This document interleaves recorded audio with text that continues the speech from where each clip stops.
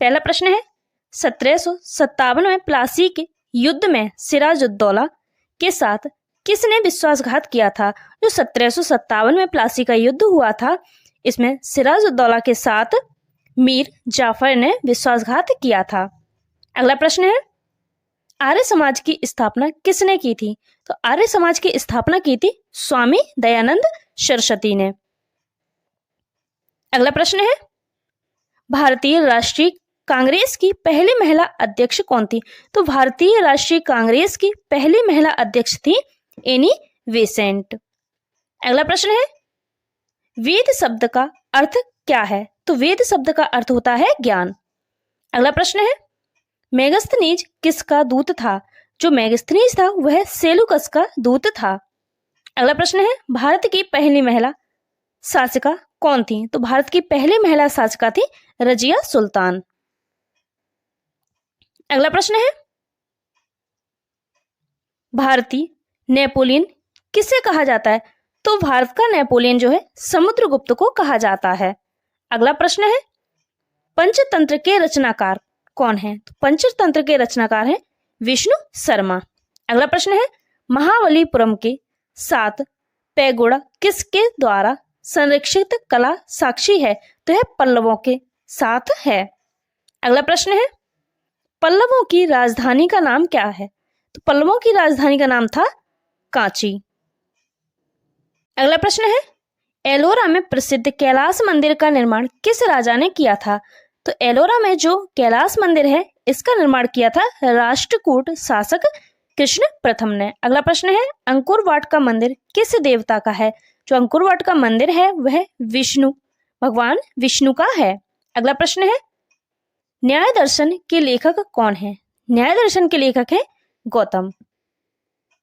अगला प्रश्न है हड़प्पा सभ्यता के किस पुरा स्थल को सिंध का बाग या मुर्दों का टीला कहा जाता है?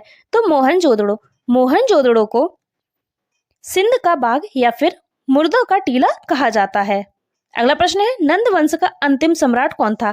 तो नंद वंश का जो अंतिम सम्राट था इसका नाम है घनानंद। प्रश्न है महमूद गजनवी के समय भारत आने वाला विदेशी यात्री कौन था?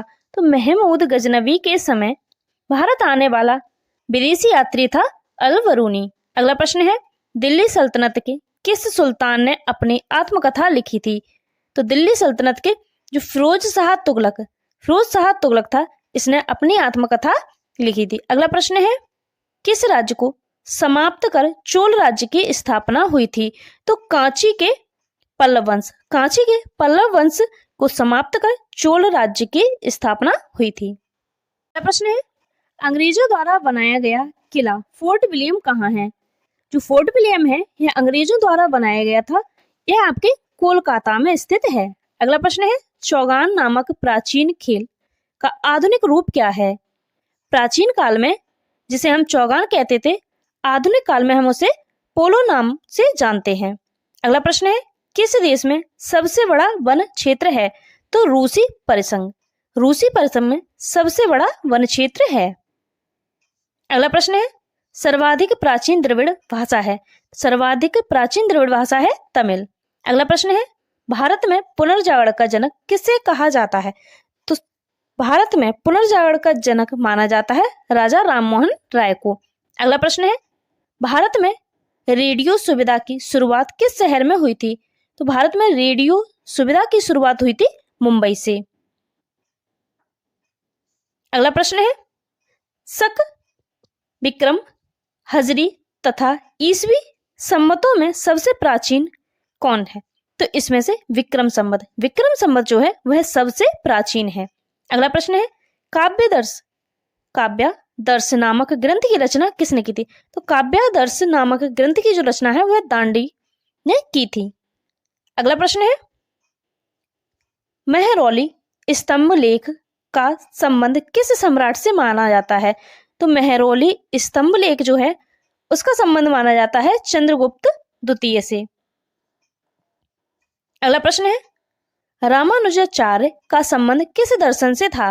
रामानुजाचार्य का जो संबंध है वह विशिष्ट अद्वैत दर्शन से था। अगला प्रश्न है संगीत नाटक अकादमी की स्थापना कब हुई? संगीत नाटक अकादमी की स्थापना हुई थी 1953 में। अगला प्रश्न है, भारत का सुप्रसिद्ध भारतीय फारसी कवि कौन था? भारत का सुप्रसिद्ध भारतीय फारसी कवि था अमीर खुसरो। अगला प्रश्न है, धार्मिकवाद के लिए अकबर ने इबादत खाना कहाँ बनवाया था? तो अकबर ने इबादत खाना बनवाया था फतेहपुर सीकरी में, जो किसके लिए था? धार्मिकवाद के लिए।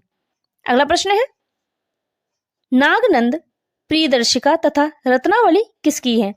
तो नागनंद, प्रियदर्शिका तथा रत्नावली यह हर्षवर्धन की रचनाएं हैं। अगला प्रश्न है, येलो बुक किस देश की राजकीय फाइल है? तो येलो बुक है वो है फ्रांस की राजकीय फाइल है। अगला प्रश्न है, शाहे वेखवर के नाम से किस मुगल शासक को जाना जाता है? तो शाहे वेखवर के नाम से बहादुर शाह को जाना जाता है। अगला प्रश्न है, ईरानी आक्रमणकारी नादिर शाह ने किसके शासनकाल में दिल्ली पर हमला बोला था? जो ईरानी आक्रमणकारी नादिर शाह था उसने मोहम्मद शाह के शासनकाल में दिल्ली पर हमला बोला था। अगला प्रश्न है, रंगीला नाम से किस शासक को जाना जाता है? तो रंगीला नाम से जाना जाता है मोहम्मद शाह को।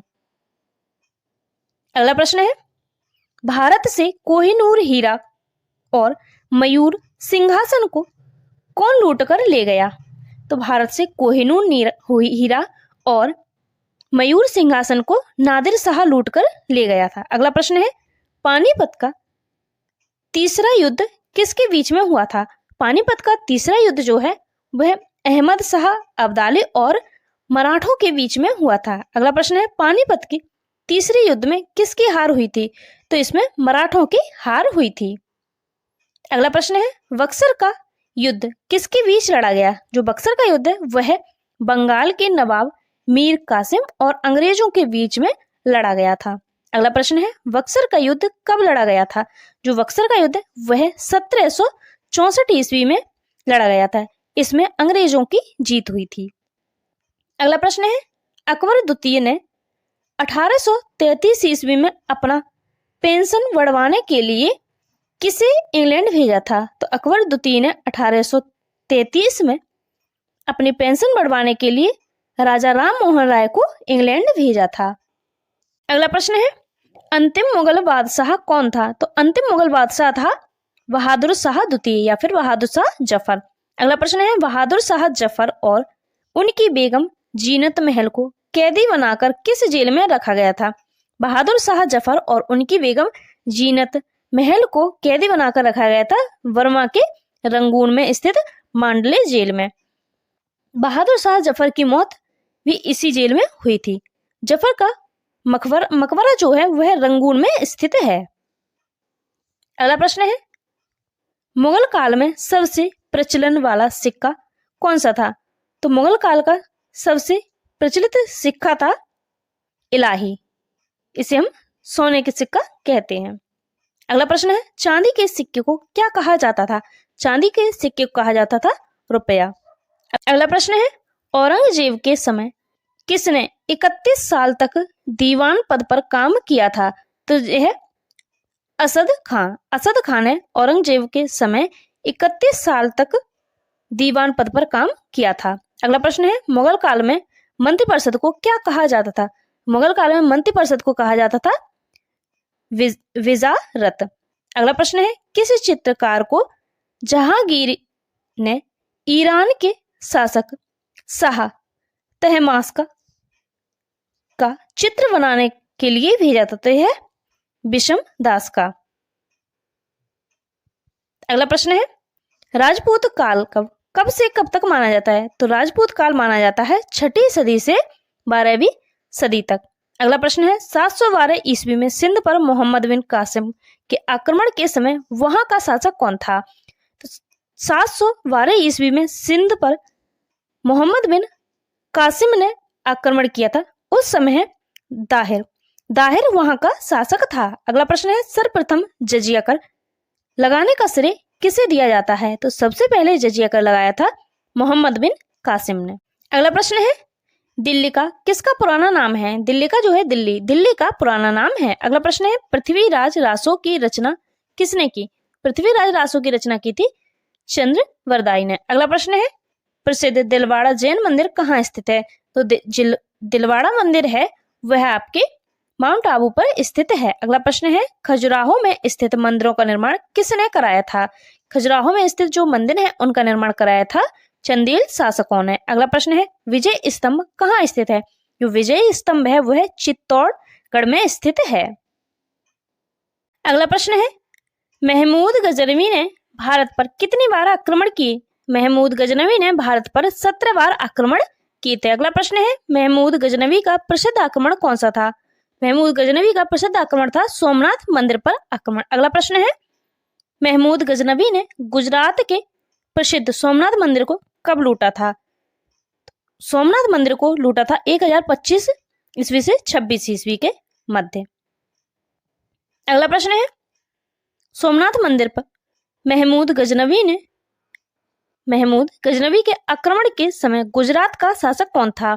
जब महमूद गजनवी ने सोमनाथ मंदिर पर आक्रमण किया तो उस समय गुजरात का शासक था भीमदेव। अगला प्रश्न है किस नाटक के कुछ अंश अढ़ाई दिन का झोपड़ा नामक मस्जिद पर लिखे हैं? तो है हरि के लिए।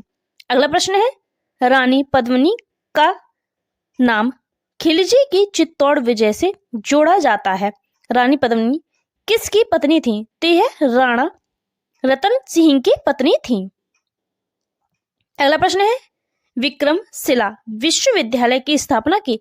तो विक्रमशिला विश्वविद्यालय की स्थापना की थी धर्मपाल ने। अगला प्रश्न है गीत गोविंद किसने लिखी? गीत गोविंद जो है वह जयदेव ने लिखी थी। अगला प्रश्न है जयदेव किसकी सभा को अलंकृत करते थे? तो जयदेव थे वह लक्ष्मण सेन की सभा को अलंकृत करते थे। अगला प्रश्न है किसने सोमपुर महाविहार का निर्माण कराया था? तो सोमपुर महाविहार का निर्माण कराया था धर्मपाल ने। अगला प्रश्न है भारत पर सर्वप्रथम अरब आक्रमण किसने किया? तो भारत पर सर्वप्रथम अरब आक्रमण किया था मोहम्मद बिन कासिम ने। अगला प्रश्न है जगन्नाथ मंदिर किस राज्य में है? जो जगन्नाथ मंदिर है वह आपके उड़ीसा राज्य में स्थित है। अगला प्रश्न है कोणार्क में स्थित सूर्यदेव के संस्थापक कौन थे? कोणार्क में स्थित जो सूर्यदेव मंदिर है इसके संस्थापक थे नरसिंह। अगला प्रश्न है ब्लैक पैगोडा कहाँ स्थित है? ब्लैक पैगोडा जो है कोणार्क में स्थित है, उड़ीसा के कोणार्क में। अगला प्रश्न है अलवर के संस्थापक कौन थे? तो अलवर के संस्थापक थे अजय पाल। अगला प्रश्न है किस शासक के दरबार में जैन आचार्य हेमचंद्र को संरक्षण मिला था? यह जयसिंह को। इनका नाम है सिद्धराज। अगला प्रश्न है चंदावर का युद्ध किस किस के मध्य में हुआ था? जो चंदावर का युद्ध है वह जयसिंह और मोहम्मद गौरी के मध्य में हुआ था। अगला प्रश्न है लिंगराज मंदिर कहाँ स्थित है? जो लिंगराज मंदिर है वो आपके भुवनेश्वर में स्थित है। अगला प्रश्न है लिंगराज मंदिर की नींव किसने डाली थी? जो लिंगराज मंदिर है इसकी नींव डाली थी ययाति केसरी ने। अगला प्रश्न है मयूर सिंहासन किसने बनवाया था? मयूर सिंहासन था वह शाहजहां ने बनवाया था। अगला प्रश्न है मयूर सिंहासन को बनवाने वाले कलाकार का नाम क्या था? मयूर सिंहासन को बनाने वाले कलाकार का नाम था वाद लखा। अगला प्रश्न है मयूर सिंहासन किसने बनवाया था? मयूर सिंहासन वह शाहजहां ने बनवाया था। अगला प्रश्न है मयूर सिंहासन को बनाने वाला कलाकार का नाम क्या था? मयूर सिंहासन को बनाने वाले कलाकार का नाम था वाद लखा। अगला प्रश्न है शाहजहां के बचपन का नाम क्या था? शाहजहां के बचपन का नाम था खुर्रम। अगला प्रश्न है शाहजहां की बेगम का क्या नाम था? तो शाहजहां की बेगम का नाम था मुमताज। अगला प्रश्न है शाहजहां की माता का नाम क्या था? शाहजहां की माता का नाम था ताज बीवी वील कीर मकानी। अगला प्रश्न है मुमताज महल के नाम से मशहूर होने से पहले शाहजहां की बेगम को किस नाम से पुकारा जाता था? शाहजहां की बेगम को अर्जुमंद बानो के नाम से पुकारा जाता था। अगला प्रश्न है शाहजहां के सबसे छोटे बेटे शहरयार की शादी किसके साथ हुई थी? तो यह नूर जहां के पहले पति से उत्पन्न पुत्री के साथ हुई थी। अगला प्रश्न है, शाहजहां ने किसकी सहायता से राजगद्दी हासिल की थी? तो शाहजहां ने असाफ खां की सहायता से राजगद्दी हासिल की थी। अगला प्रश्न है, शाहजहां के समय कौन सी जगह मुगल के हाथ से निकल गई थी? तो शाहजहां के समय कंधार जो है मुगल के हाथ से निकल गई थी। अगला प्रश्न है, शाहजहां ने आगरा से अपनी राजधानी कहाँ परिवर्तित की थी? शाहजहां ने आगरा से शाहजहानाबाद, जिसे हम पुरानी दिल्ली के नाम से जानते हैं, यहाँ पे परिवर्तित की थी। अगला प्रश्न है,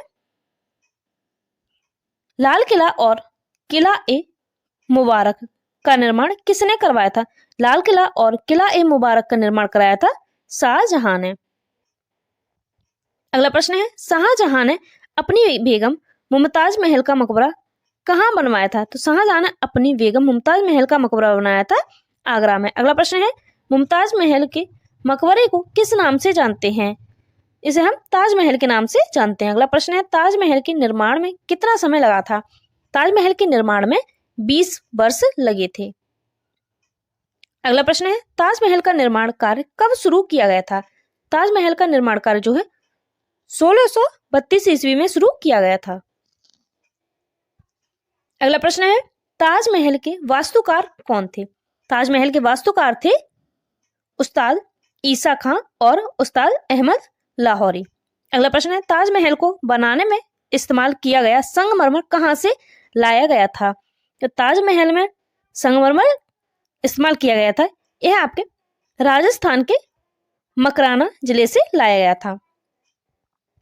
अगला प्रश्न है, आगरा का मोती मस्जिद किसने बनवाया था? आगरा का मोती मस्जिद शाहजहां ने बनवाया था। अगला प्रश्न है, शाहजहां के समय आने वाले फ्रांसीसी का नाम क्या था? शाहजहां के समय आने वाले फ्रांसीसी का नाम था फ्रांसिस वर्नियर और टवर्नियर। अगला प्रश्न है, शाहजहां के दरबार में संस्कृत के कौन से पंडित मौजूद थे? तो शाहजहां के दरबार में संस्कृत के पंडित जिनका नाम था कबीर, आचार्य सरस्वती और जगन्नाथ पंडित। अगला प्रश्न है, फॉरवर्ड ब्लॉक का गठन कब हुआ था? तो फॉरवर्ड ब्लॉक का गठन हुआ था 1 मई 1939 में। अगला प्रश्न है, कांग्रेस सोशलिस्ट पार्टी का गठन कब हुआ था? कांग्रेस सोशलिस्ट पार्टी का गठन हुआ था मई 1934 ईस्वी में।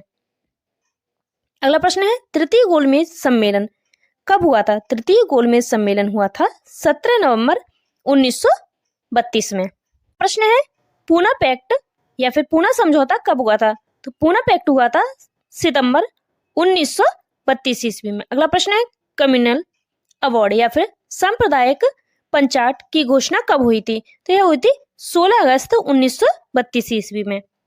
अगला प्रश्न है, द्वितीय गोलमेज सम्मेलन हुआ था 7 सितंबर 1931 ईस्वी में। अगला प्रश्न है, गांधी इरविन समझौता जो है वह 8 मार्च 1931 ईस्वी में हुआ था। अगला प्रश्न है, प्रथम गोलमेज सम्मेलन जो है 12 नवंबर 1930 ईस्वी में हुआ था। अगला प्रश्न है, सविनय अवज्ञा आंदोलन 6 अप्रैल 1930 में हुआ था। अगला प्रश्न है, नमक सत्याग्रह यह 12 मार्च 1930 ईस्वी से 5 मार्च 1930 ईस्वी तक चला था। अगला प्रश्न है, स्वाधीनता दिवस की घोषणा जो है 2 जनवरी 1930 ईस्वी में हुई थी। अगला प्रश्न है, कांग्रेस का लाहौर अधिवेशन कब हुआ था? कांग्रेस का लाहौर अधिवेशन दिसंबर 1929 ईस्वी में हुआ था। अगला प्रश्न है, लाहौर षड्यंत्र केस 8 अप्रैल 1929 में हुआ था। अगला प्रश्न है, वारदौली सत्याग्रह जो है अक्टूबर 1928 ईस्वी में हुआ था। अगला प्रश्न है, नेहरू रिपोर्ट अगस्त 1928 ईस्वी में प्रस्तुत की गई थी। अगला प्रश्न है, साइमन कमीशन का भारत आगमन कब हुआ था? तो साइमन कमीशन का भारत आगमन 3 फरवरी 1928 ईस्वी में हुआ था। अगला प्रश्न है, साइमन कमीशन की जो नियुक्ति है वह हुई थी 8 नवंबर 1927 ईस्वी में। अगला प्रश्न है, हिंदुस्तान रिपब्लिकन एसोसिएशन की स्थापना कब हुई थी? यह हुई थी अक्टूबर 1924 ईस्वी में। अगला प्रश्न है स्वराज पार्टी की स्थापना। स्वराज पार्टी की स्थापना जो है 1 जनवरी 1923 ईस्वी में हुई थी। अगला प्रश्न है चोरी चोरा घटना। चोरी चोरा घटना जो है 5 फरवरी 1922 ईस्वी में हुई थी। अगला प्रश्न है असहयोग आंदोलन की शुरुआत। तो असहयोग आंदोलन की शुरुआत हुई थी 1 अगस्त 1920 ईस्वी में। अगला प्रश्न है कांग्रेस का नागपुर अधिवेशन। तो कांग्रेस का नागपुर अधिवेशन दिसंबर 1920 ईस्वी में हुआ था। अगला प्रश्न है हंटर कमेटी की रिपोर्ट प्रकाशित। तो हंटर कमेटी की रिपोर्ट 18 मई 1920 ईस्वी में प्रकाशित हुई थी। अगला प्रश्न है खिलाफत आंदोलन कब हुआ था? तो खिलाफत आंदोलन हुआ था 1919 ईस्वी में। अगला प्रश्न है जलियांवाला बाग हत्याकांड।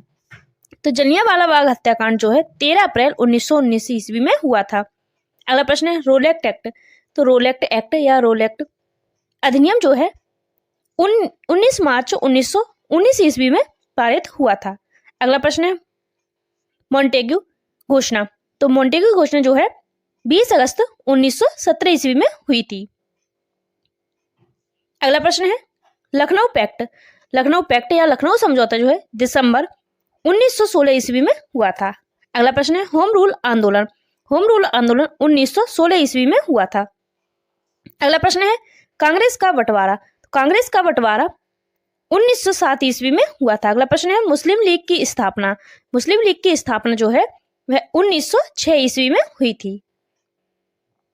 अगला प्रश्न है बंग भंग आंदोलन या फिर स्वदेशी आंदोलन जो है 1905 ईस्वी में हुआ था। अगला प्रश्न है भारतीय राष्ट्रीय कांग्रेस की स्थापना। भारतीय राष्ट्रीय कांग्रेस की स्थापना जो है 1885 ईस्वी में हुई थी। यहां से हम सभी महत्वपूर्ण युद्धों को पढ़ने वाले हैं। पहला है हाइडेस्पीस का युद्ध। तो हाइडेस्पीस का जो युद्ध है वह 326 ईसा पूर्व में हुआ था। किसके मध्य हुआ था? तो यह हुआ था सिकंदर और पंजाब के राजा पोरस के बीच में हुआ था, जिसमें सिकंदर की विजय हुई थी। अगला युद्ध है कलिंग की लड़ाई। तो कलिंग की लड़ाई 261 ईसा पूर्व में हुई थी। किसके बीच में हुई थी? यह सम्राट अशोक ने, इसमें ये जो कलिंग की लड़ाई है इसमें सम्राट अशोक ने कलिंग पर आक्रमण किया। युद्ध के रक्तपात को देखकर उसने यानी कि सम्राट अशोक ने युद्ध न करने की कसम खाई। अगला युद्ध है सिंध की लड़ाई। तो सिंध की लड़ाई 712 ईस्वी में हुई थी। किसके मध्य हुई थी? यह हुई थी मोहम्मद कासिम ने अरबों की सत्ता स्थापित की थी। इसमें ये जो सिंध की लड़ाई है इसमें मोहम्मद कासिम ने अरबों की सत्ता स्थापित की थी। अगली लड़ाई है तराइन का युद्ध। जो तराइन का युद्ध है यह 1191 ईस्वी में हुआ था। किसके बीच में हुआ था? यह मोहम्मद गौरी और पृथ्वीराज चौहान के बीच में हुआ था। इसमें चौहान की यानी कि पृथ्वीराज चौहान की विजय हुई थी।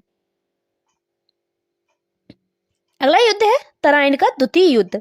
तो तराइन का जो द्वितीय युद्ध है वह 1192 ईस्वी में हुआ था। किसके बीच में हुआ था? यह मोहम्मद गौरी और पृथ्वीराज चौहान के बीच में हुआ था। इसमें जो है मोहम्मद गौरी की विजय हुई थी। अगली लड़ाई है पानीपत का प्रथम युद्ध। जो पानीपत का प्रथम युद्ध है वह 1526 ईस्वी में हुआ था। किसके बीच में हुआ था? यह इसमें मुगल शासक बाबर और इब्राहिम लोदी के बीच में हुआ था। अगला युद्ध है खानवा का युद्ध। तो जो खानवा का युद्ध है वह 1527 ईस्वी में हुआ था। किसके बीच में हुआ था? इसमें बाबर ने राणा सांगा को पराजित किया था।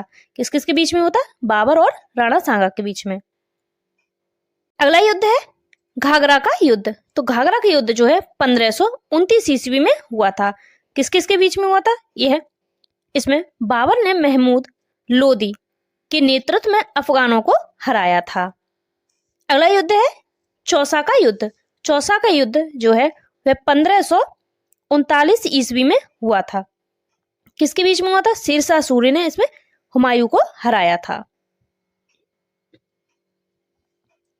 अगला युद्ध है कन्नौज या फिर विलग्राम का युद्ध। तो कन्नौज का जो युद्ध है वह 1540 ईस्वी में हुआ था। इसमें एक बार फिर से शेर शाह सूरी ने हुमायूं को हराया व भारत छोड़ने पर मजबूर किया। अगला है पानीपत का द्वितीय युद्ध। पानीपत का द्वितीय युद्ध जो है वह 1556 ईस्वी में हुआ था। किसके बीच में हुआ था? यह युद्ध अकबर और हेमू के बीच में हुआ था। अगला युद्ध है तालीकोटा का युद्ध। तालीकोटा का युद्ध 1565 ईस्वी में हुआ था। किसके बीच में हुआ था? इस युद्ध से विजयनगर साम्राज्य का अंत हो गया था। ये जो तालीकोटा का युद्ध है इसमें विजयनगर का अंत हो गया था।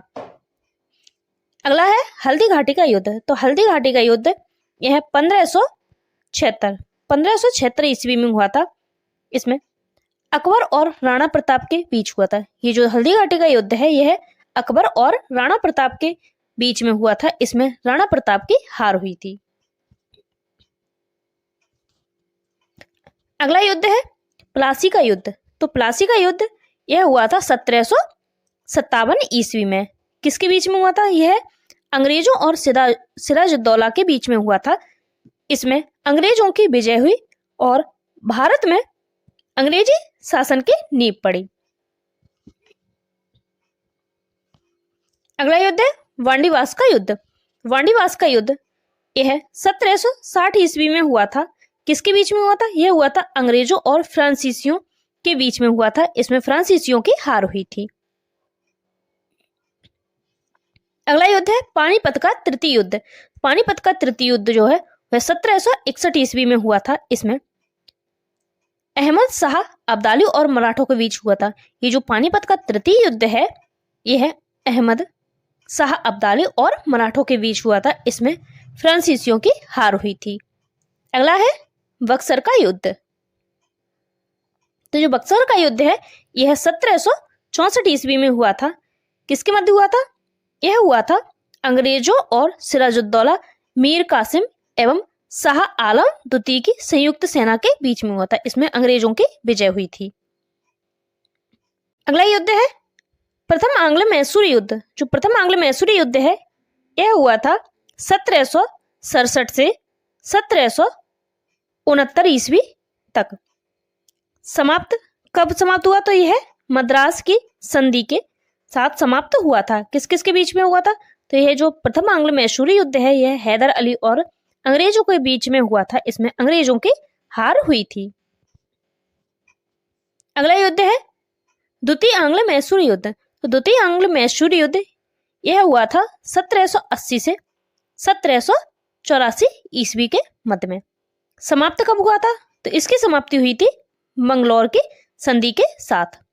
किस किस के बीच में हुआ था? ये जो द्वितीय आंग्ल मैसूर युद्ध है ये हुआ था हैदर अली और अंग्रेजों के बीच में, जो अनिर्णित छूटा था। यह अनिर्णित युद्ध था। अगला युद्ध है तृतीय आंग्ल मैसूर युद्ध। तो तृतीय आंग्ल मैसूर युद्ध हुआ था 1790 से 1792 ईस्वी में।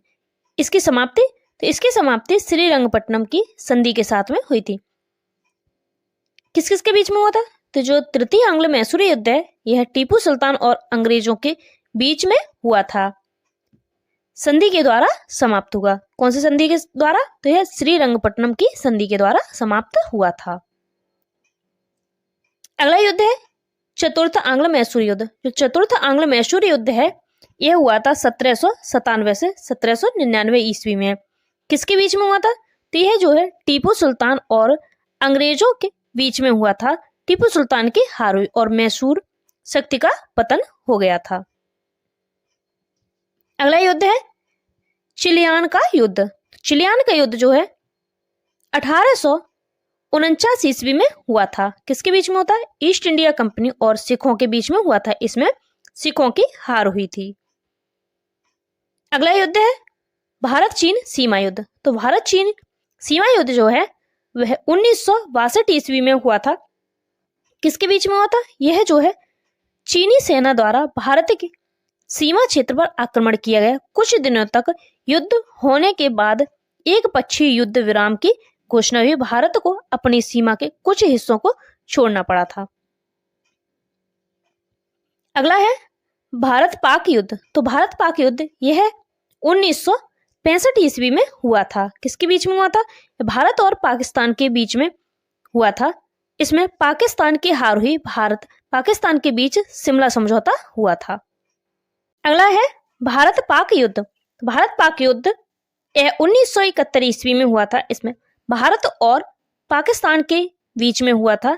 इसमें पाकिस्तान की हार हुई, फलस्वरूप बांग्लादेश एक स्वतंत्र देश बना। युद्ध है कारगिल का युद्ध। कारगिल का युद्ध है वह 1999 ईस्वी में हुआ था। किस किस के मध्य हुआ था? तो यह युद्ध जम्मू और कश्मीर और पाकिस्तान के बीच में हुआ था।